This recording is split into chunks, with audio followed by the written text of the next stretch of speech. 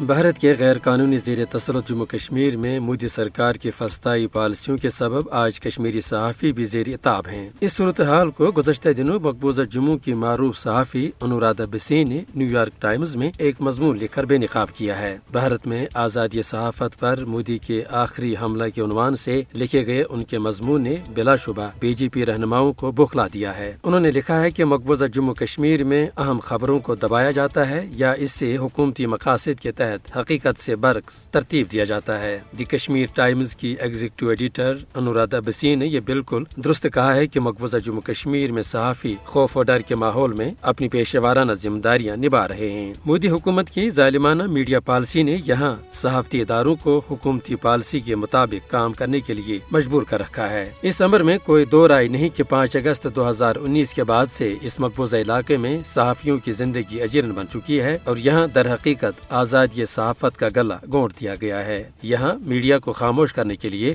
بھارت کی B J پی سرکار خوفناک ہتھ کنڈے آزما رہی ہے۔ یہاں سچ بولنے اور سچ لکھنے پر کالے قوانین کے تحت صحافیوں کے خلاف مقدمات درج کیے جاتے ہیں۔ اس طرح آصف سلطان، فہد شاہ اور سجاد گل سمیت کئی نامور کشمیری صحافی سخت قوانین کے تحت بھارتی جیلوں میں آج بھی نظر بند ہیں۔ اس متنازع علاقے میں بھارت کی ریاستی دہشت گردی بے نقاب کرنے پر مودی سرکار یہاں صحافتی اداروں اور صحافیوں کو بدنام کرنے میں بھی مصروف ہے۔ تاہم مقبوضہ جموں کشمیر میں میڈیا کو دبانے کی پالیسی سے یہاں بھارتی حکمرانوں کے جرائم چھپ نہیں سکتے۔ بین الاقوامی میڈیا تنظیموں کو مقبوضہ جموں کشمیر میں مودی سرکار کی طرف سے کشمیری صحافیوں کو ہراساں کرنے اور ان کی جائز آواز کو دبانے پر اب ہرگز خاموش نہیں رہنا چاہیے۔